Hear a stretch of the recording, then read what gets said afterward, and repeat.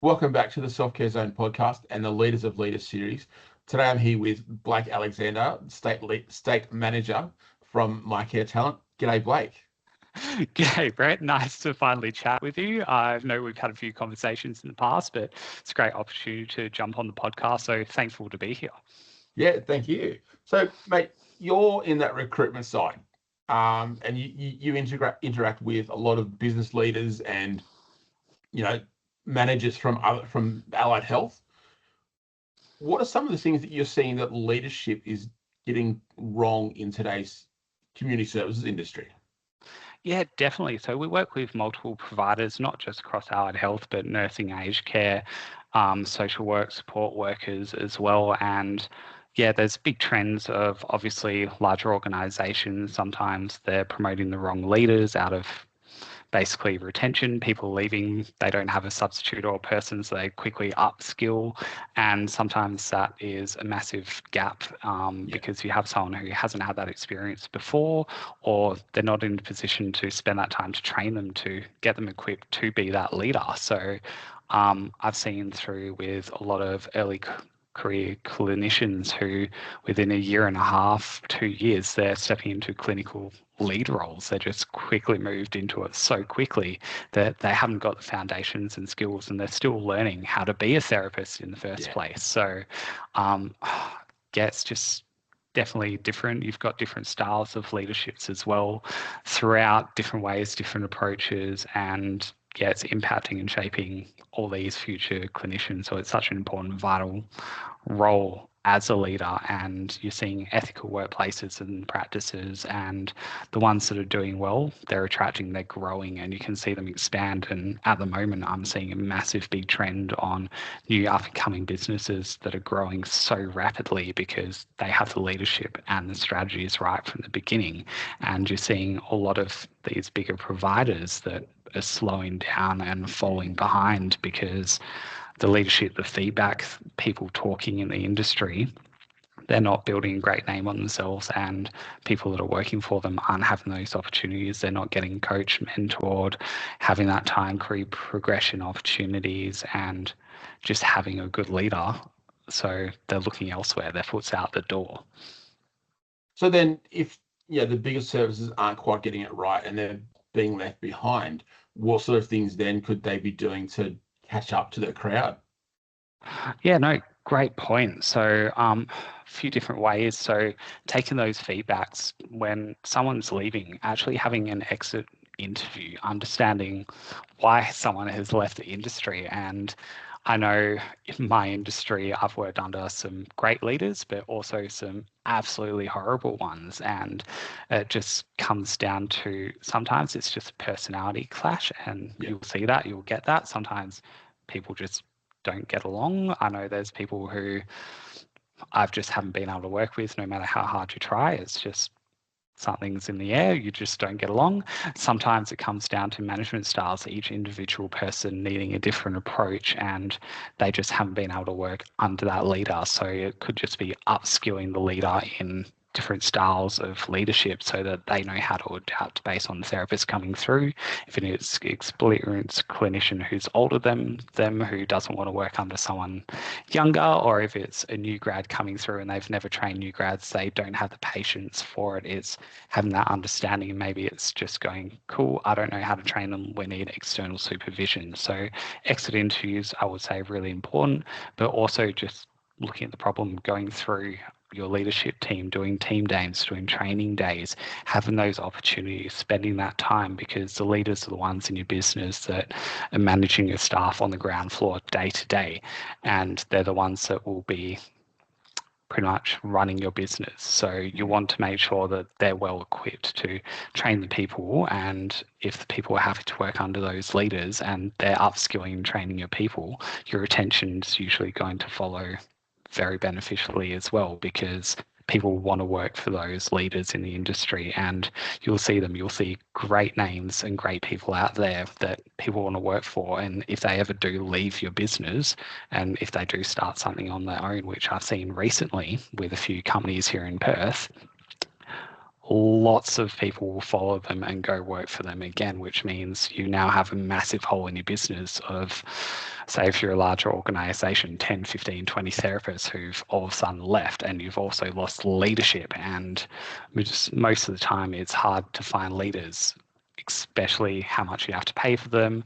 They're already in a good position getting looked after. How are you going to then attract them to come through? The best strategy would be to look after them in the first place.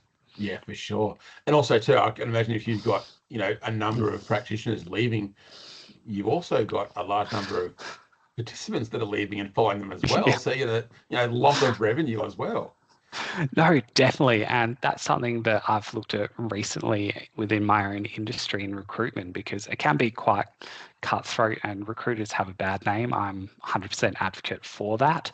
And I've just come from places where we had all the largest earners who were absolutely incredible in the job leave. And my thought process, if I was in that situation, if my whole team was leaving, why? I would investigate, I'll do an inquiry, I'll chat to the staff, I'll be performing exit interviews going, look, what's the reason? And it will just come down to, it could have been a certain leader, it could have been a management style, it could have been decisions within the business. It's a lot more cost effective to quickly figure out what the root cause is and fix it, rather than just hiring and keeping the cycle. Because especially in therapy, if you're hiring a new grad, it could be 6 months until they're profitable and making money in the business, how much you would need to invest in them. Or even a senior therapist, if they're not hitting target for X amount of months and then they just leave again anyway, you're not going to be able to recuperate that loss, and your company is just bleeding. Especially if you're a small, medium-sized business, you want to make sure you're set up from the get-go. Yeah. Especially too, like if you got like leadership leaving. I used to work for one organization who, in the space of about 3 months, we had the director, deputy director, and like the whole disability arm, all managers left in the space of about 3 months. But then no one told the rest of the organization what was going on. It's like all the managers are left and left you guys to yourselves, but that then has this massive shift in the culture of what's going on. What are they not telling us? What are they keeping to themselves? Like it's just uncertainty for the staff. And like, how can then managers go, this is what we need to do, this is why we're doing it? How can they have that conversation? Yeah, it's definitely like damage and sort of response handling as well in those situations, and answering those questions why. And you can lie through your teeth, and then obviously that's got to come to light at some stage. So it's better just being honest and truthful, and why these people are moving on, do they just have a better opportunity, so forth, and just speaking through. So for example, we went through 6 recruiters, I think, in my first 2 months of working with this company, all leave, and they're all the top earners, and they weren't saying why. But obviously we all talk, we all know each other, we're friends, we've worked with each other in certain industries. We got to talk and uncover it before a boss has got to sit down and try and do the damage control before it's too late. So there was a lot of changes with pay structures, earnings, so forth, and just internal HR issues which were not getting resolved. So they all left. And because of that, it's a domino effect. Sometimes, sadly, if someone leaves, they start bringing other people with them. So it comes down to leadership on how to best manage that, speak with the staff. Obviously, there's always a boundary between friendship and leadership that you've got to respect as well. And I think that sometimes if leaders have, their favorite people, so forth, show that favoritism, which this workplace had, they will protect people who were underperforming and so forth. It upsets the rest of the team, and it creates a culture of basically resentment towards leadership. And if you're in that workplace, anyone that's coming into a company can feel that from day one. If it's not day one, they've got to slowly uncover it as they go through, and they'll be like, oh, I'm still on probation. I'm just got to help myself to the door. Yeah. Yeah. And so like, because I know of one childcare center where there's the director has hired their friends and there's like 8 ex-directors that are working as teachers, but like they're almost arguing between who's got the right idea, and no one actually steps up and makes that tough decision, because you've got all these ex-directors that have stepped back, but the person who is actually in charge seems to be struggling a little bit, and managing that staff. And you've got high turnover. You've got a couple, like the service has been open for 6 years. Over those 6 years, you've probably got 3 people that have been there for 6 years. The rest have all left and come, and one's come back, but then she's left again, and like massive turnover. And it's like, if there's clear leadership and clear guidance from leadership, you're not going to have that turnover. You're going to have that supported staff, and you're going to have that company culture where people want to stay and people want to work for.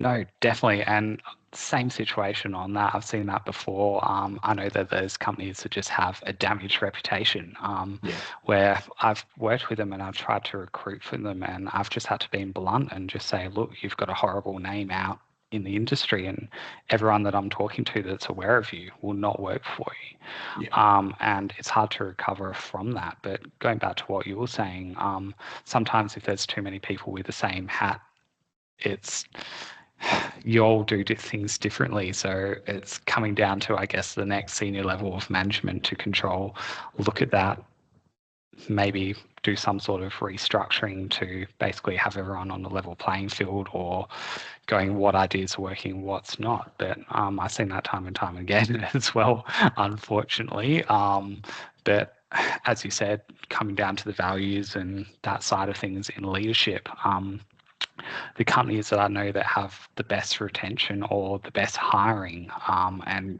incredible cultures, it comes down to their leaders and the managers. So massive organisation over East in Victoria that I worked with, they're confident saying they've got a 7-year on average retention. And after sitting down with the CEOs, the directors, so forth, and having chats to them, you can easily see why they care so much about their staff. And it's less about the business. Obviously, they have a vision and they impart that, but they also think, okay, we're growing. What opportunities do we have to give to the people? And then how can we upskill them as well and give back to them? Because obviously, at the end of the day, they're the ones that are bringing in revenue and basically the cogs in the business. So their whole mentality is just upskilling them, working with them, looking after them, which in returns keeps them long lasting. It saves them on recruitment costs, paying someone like me to keep hiring them.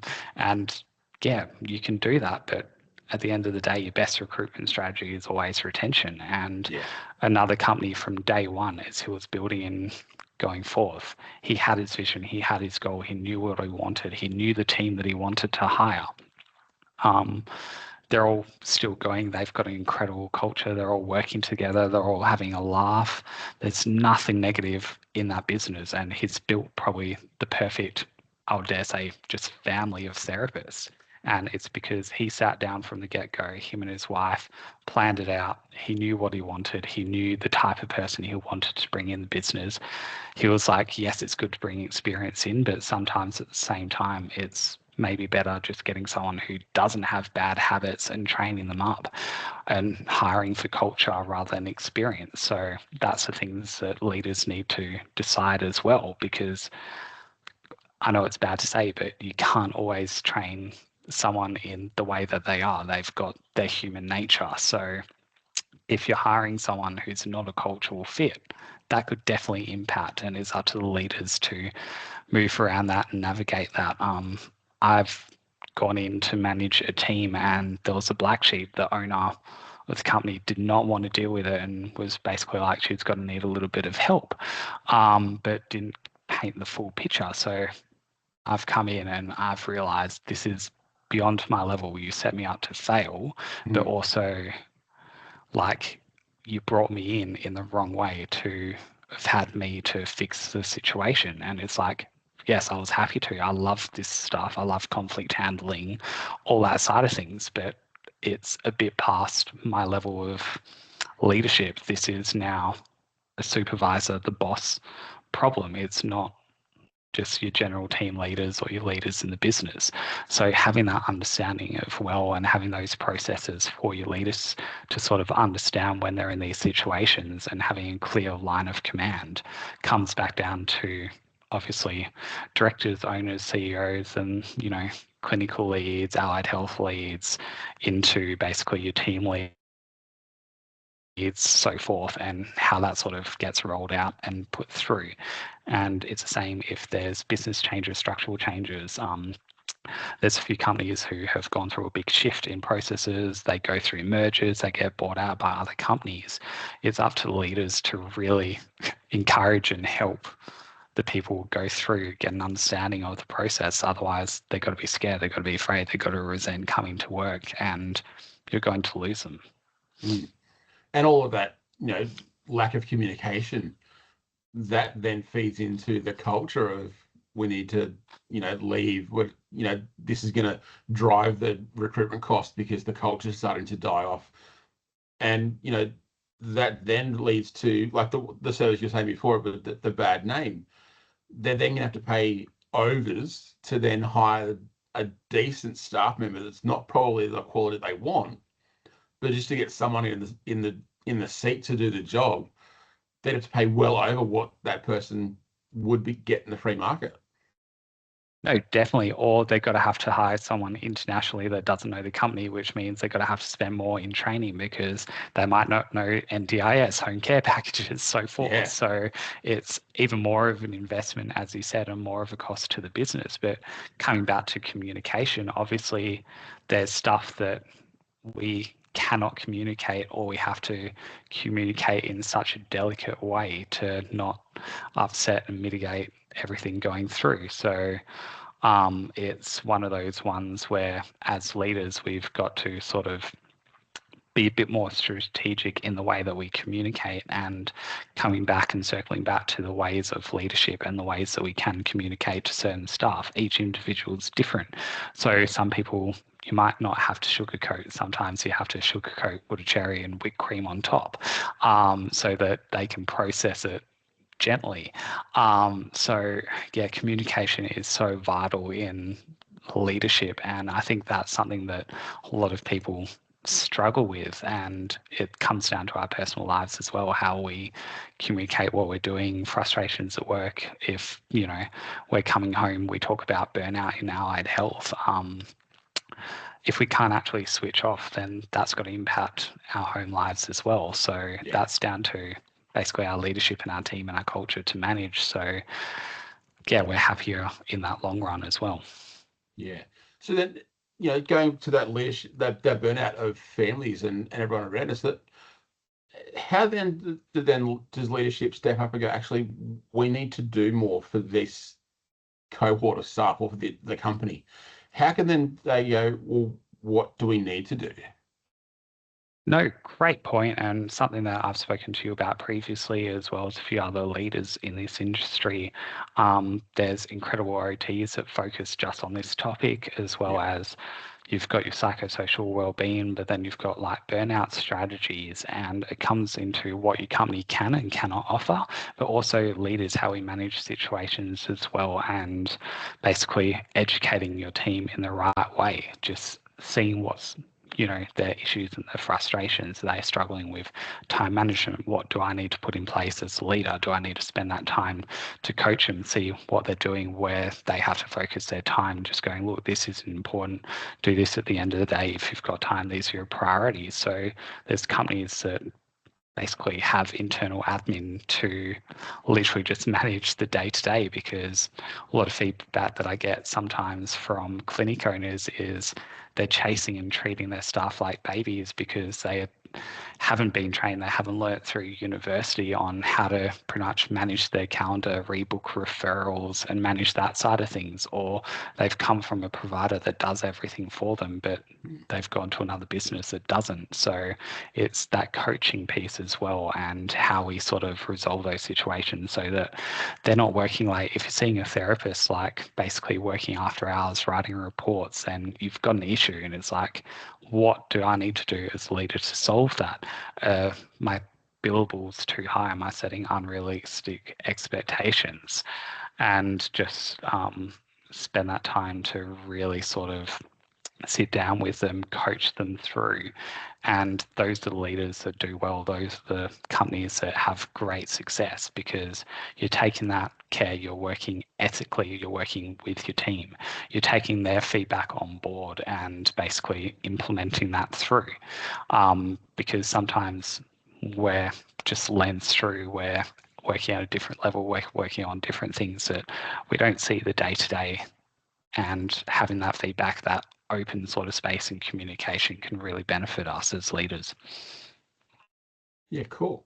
So with the changes that are coming in around the psychosocial hazard for workplaces, are you seeing much in the way of businesses going, oh, well, we don't need that, we've got that covered? So I'm working with a company on East that they're actually just developed and have a few programs in space of that psychosocial, because that's now becoming a legislation in workplaces. So some companies are adopting it, some are a little bit far behind. Hopefully it's got to get rolled out across all industries and all sectors, because it's there, it's needed.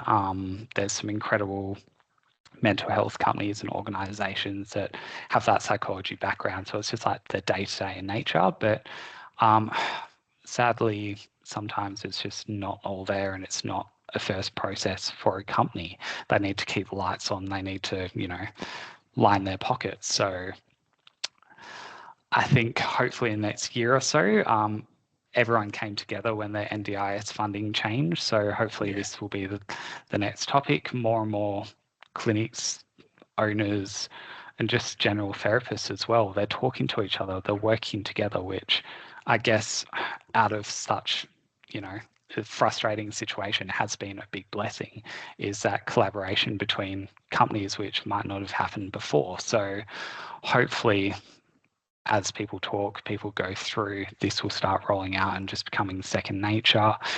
Burnout has been a massive topic. You go on LinkedIn now, a lot of therapists are talking about that, and it's good. It's community coming together. They're sharing strategies, implementing it through the workplaces. There's third-party cohorts, so forth, and collectives. I think one is called, where therapists are just coming together and they're venting those frustrations, and they have that space. So sometimes if it's not in your workplace, there's other alternatives that you can go down to really have that support. Yeah, awesome. So looking now at your leadership, you were speaking previously about some of the leaders that you've spoken with and that you're getting mentorship from. Yeah. What are some of the leadership lessons that you've learned from them? A fair bit. So I guess obviously I'm a young leader, and sometimes with age, you might not have all the maturity, you might be quick-tempered, everyone's different. And so the most coaching that I've sort of had is on my delivery, my tone, how I engage certain situations, how I take that pause and really sort of think, assess the best way to approach.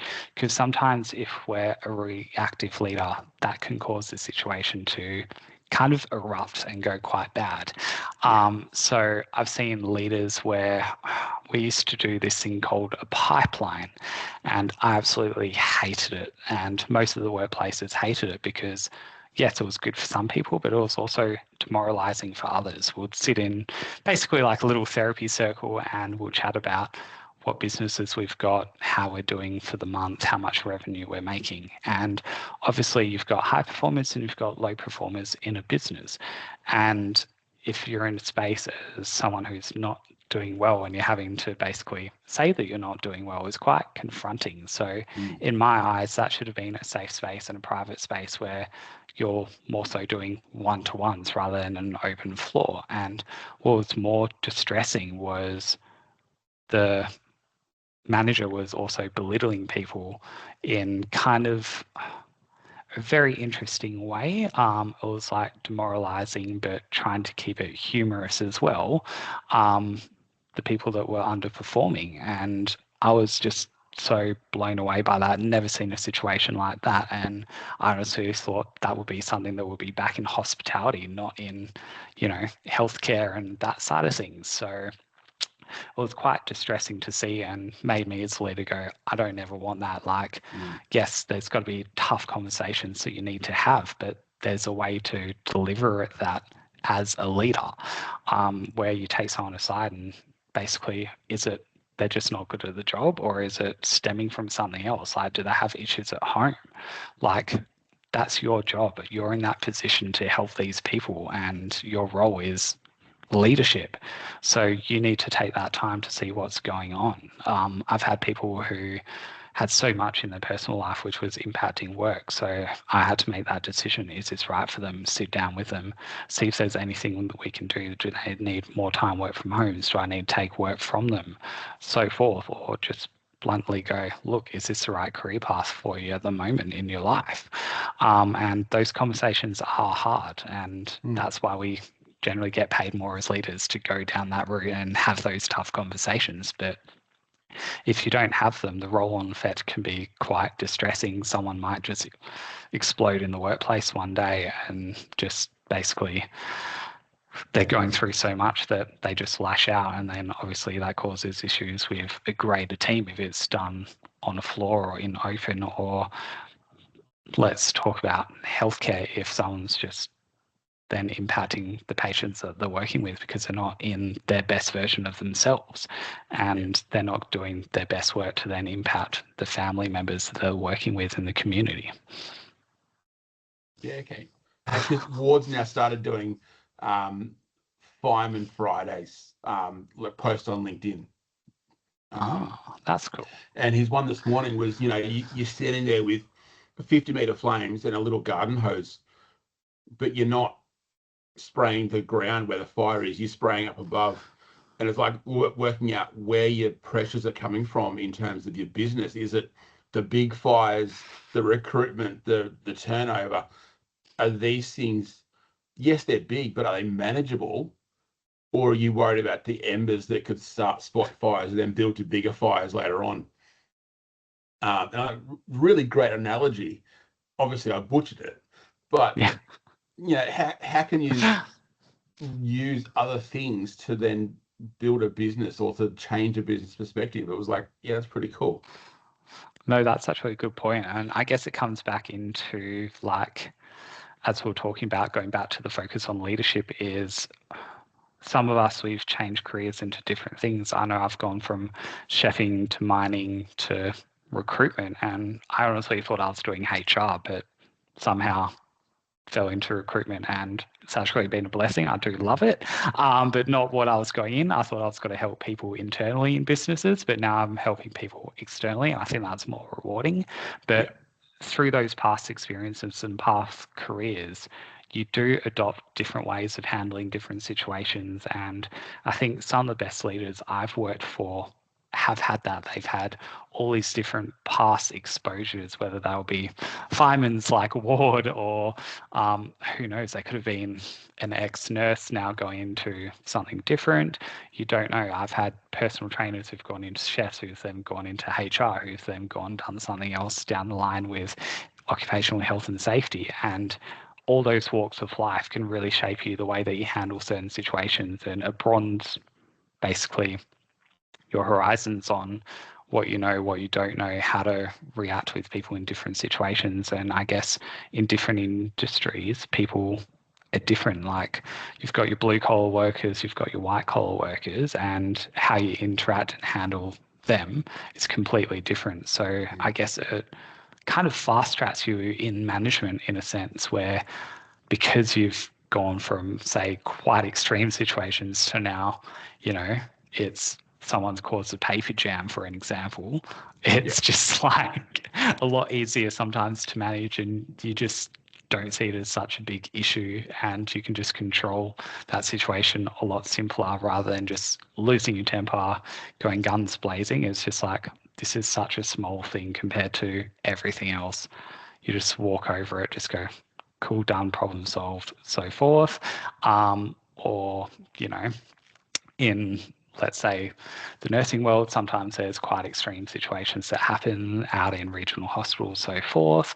You've got people who might be working on their own, and an incident happens, and it's, a lot more dire. And so as a leader who, you might have been in that industry for a whole time, or you might have worked through a few different sectors, a few different things. Your approach to a situation has got to be so different. And I guess it comes down to the way that we were led as well, which is why leaders who are in that position, you're probably got to have more leaders come up underneath you. It's it all just becomes the next part. And if we upskill them to the best of our abilities, they're then going to be so well equipped when they're in that position to keep going and hopefully just passing that torch on and being better legions, better versions of what we were. So ideally in a business, you want the best leaders, because if you've got the bad ones, that's got to impact so much more. And then if they move away, you're upskilling someone else, they'll probably have those bad habits and that bad leadership style, which will then just be a revolving door of your business. Yeah, I think also too, like, you know, if you're in an environment where your leadership isn't great, so it's like, you know, like your leader is not the best person to learn from. I think it's important too to then look elsewhere and go, where can I go to for this mentorship that I should be getting, but I'm not? How can a leader find that mentor and find that person to go, hang on, can you teach me a better way?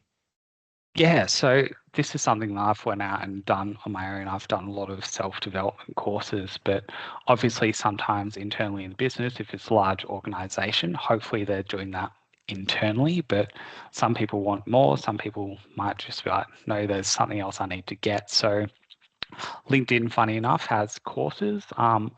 Can't remember how to access it for the sake of my life, but I know that there's hundreds of industry experts that you can probably find someone in your field that has a course, or it's finding mentors throughout the industry in your niche and field, reaching out to them, seeing if they can spend that time to coach and advise, upskill yourself. Obviously, there's always books reading. There's thousands of different industry experts across that have such good content on different management and leadership styles. So people like Simon Sinek, Dan Martell, who I actually had the honor of meeting, I think it was last month, and just their approaches. So there's lots of different ways to go about it. There's online courses that you can do. There's seminars and training days out there as well, depending on what state, so forth, you're in. There's workshops, classes. So pretty much Google can be your best friend to sort of find out. But also, like, if you're a reader, and it's about your learning style and how you react, like, you better at studying and just reading, go find the books in leadership and just go through. If you're someone who actually needs to be coached, managed, directed, and be present, and you're a visualization, then probably just look at workshops, classes, getting a mentor. I always suggest people, no matter what industry you're in, is finding someone as senior position as you can and building that relationship so that you have someone to go to. So when I started recruitment, I had a really good friend of mine who we worked together, and she was very, very senior. I didn't realize how senior and how experienced she was. And so I basically always have her whenever I've got struggles or issues or something that I need a bit of help with. I'm going for a new job. I need a bit of coach. I know that I've got someone who can guide me a little bit. I think that's always really valuable. Even someone external who's just at a high level can be really valuable as well. As I said, I've got connections through Rio Tinto who are great industry leaders that have managed teams of thousands of people or managed hundreds of leaders, but also just people who are just naturally great people who just have that leadership. They might only have one or two people working under them, but they're just a wealth of knowledge. So that could just be another option, is just having someone accountable as a mentor that you can go to if you've got questions. Yeah, awesome. So, Blake, I've got this tradition where the last person on these podcasts leaves a question for the next person, not knowing who it is. And the question that's been left for you is, in your industry, what's one thing around leadership that you would change if you could?